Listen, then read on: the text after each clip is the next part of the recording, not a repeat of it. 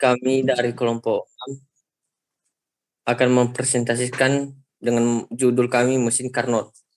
Adapun anggota kelompok kami dari kelompok 6, 1. Rivaldo Manurung, 2. Hermanto Sitanggang, 3. Fadil Arifulu, 4. Wardi Mananugraha, 5. Nores Tugea, dan 6. Moses Alexander Panjaitan.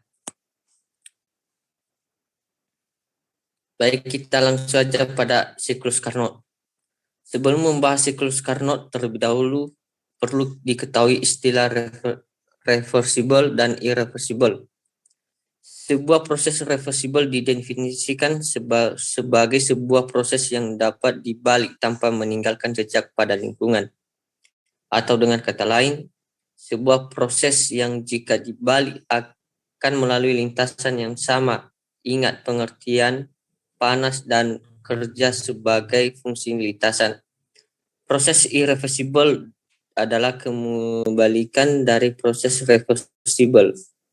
Siklus Carnot adalah sebuah siklus reversible yang pertama kali dikemukakan oleh Sandi Carnot pada tahun 1824, seorang insinyur Prancis.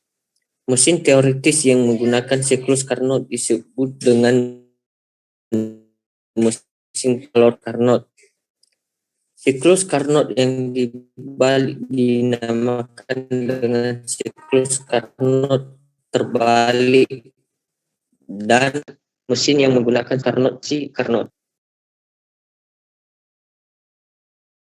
Geser bang. Baik, kita masuk pada pengertian dan sejarah mesin Carnot. Mesin Carnot adalah mesin kalor hipotesis yang beroperasi dalam suatu siklus reversible yang disebut siklus Carnot.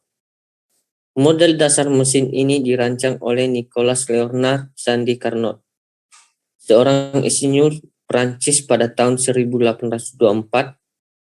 Model mesin Carnot kemudian dikembangkan grafis oleh Émile Clapeyron pada tahun 1834 dan diuraikan secara matematis oleh Rudolf Clausius pada tahun 1850-an dan 1860-an. Dari pengembangan Clausius dan Clapeyron, inilah konsep dari entropi mulai muncul. Geser bang. Yaitu setiap sistem termodinamika berada dalam keadaan tertentu. Sebuah siklus termodinamika terjadi ketika suatu sistem mengalami rangkaian keadaan-keadaan yang berbeda dan akhirnya kembali ke keadaan semula. Dalam proses melalui siklus ini, sistem tersebut dapat melakukan usaha terhadap lingkungannya sehingga disebut mesin kalor. Geser bang. Baik, kita masuk pada prinsip kerja, prinsip dan cara kerja mesin Carnot. Cara kerja mesin Carnot hanya tergantung pada suhu kedua tanduk atau reservoir. Siklus Carnot terdiri dari 4 proses, yaitu 1. Proses pemuaian secara isotermik A ke B. Pada proses ini sistem menyerap kalor Q1 dari reservoir bersuhu tinggi T1 dan melakukan usaha VAB. 2. Proses pemuaian secara adiabatik B ke C. Selama proses ini berlangsung, suhu sistem turun dari T1 menjadi T2 sambil melakukan usaha WBC. 3. Proses pemapatan secara isotermik C ke D.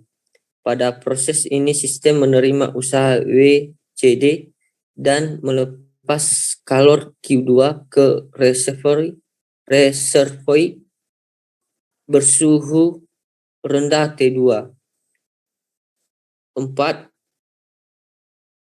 Proses pemapatan secara adiabatik D ke A. Selama proses ini bersuhu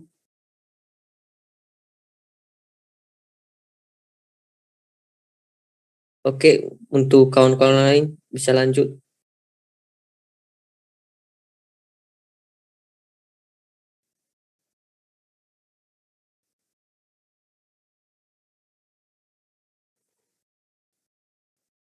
Nores,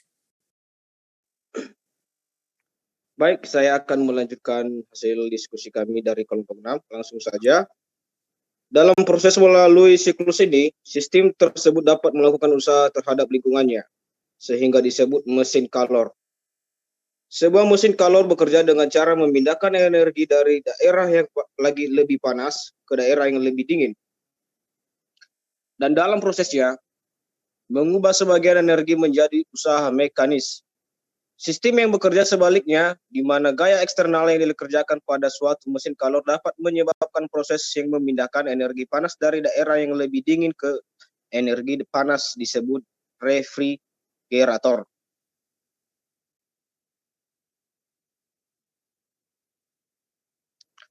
Pengaplikasian mesin Carnot pada peralatan rumah tangga.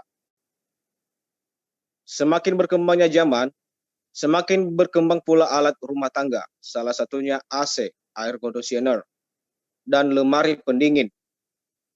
Kedua alat tersebut sudah tak asing lagi di telinga kita, karena kedua alat tersebut sangat dibutuhkan dalam rumah tangga maupun industri, terlebih untuk negara kita yang beriklim tropis. Hampir di setiap tempat umum terdapat AC, dan hampir di semua tempat perbelanjaan makanan dan minuman terdapat lemari pendingin. AC dan lemari pendingin memiliki banyak kegunaan bagi kehidupan kita sehari-hari. Salah satu kegunaan dari AC adalah untuk menurunkan suhu ruangan agar ruangan tersebut menjadi dingin. Adapun lemari pendingin mempunyai fungsi yang sangat vital bagi kehidupan sehari-hari adalah menyimpan makanan dan minuman agar lebih tahan lama serta menjaga kualitas dan kandungan gizi pada makanan dan minuman tersebut.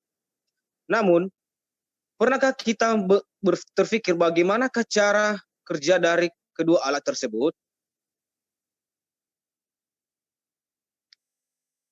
Kedua alat tersebut merupakan pengaplikasian hukum dua termodinamika, yaitu mesin pendingin Carnot. Mesin pendingin Carnot adalah mesin kalor yang beroperasi secara terbalik. Jika pada mesin kalor mengalir kalor dari reservoir panas dan melepaskan ke reservoir dingin, maka pada mesin pendingin melakukan sebaliknya, yaitu mengambil kalor dari reservoir dingin dan melepaskan ke reservoir panas. Dua, jika pada mesin kalor menghasilkan usaha mekanik, sedangkan pada mesin pendingin justru membutuhkan usaha dari luar untuk kelangsungan operasionalnya.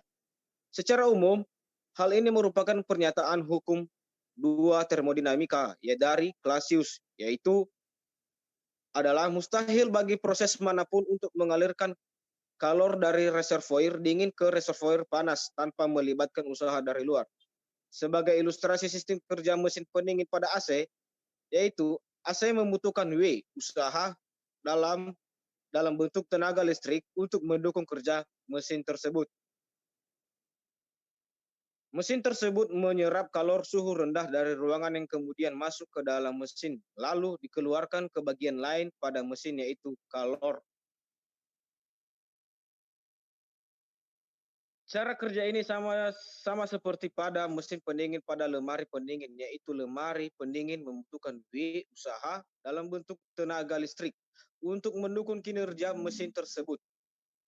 Mesin tersebut kemudian menyerap kalor yang bersuhu rendah ke dalam mesin pendingin dan kemudian akan mengeluarkan ke bagian lain daripada mesin, yaitu kalor dengan suhu yang lebih tinggi. Letak reservoir ini berada di luar mesin. Selanjutnya, pernahkah kalian merasakan panas ketika menyentuh bagian belakang pada lemari pendingin?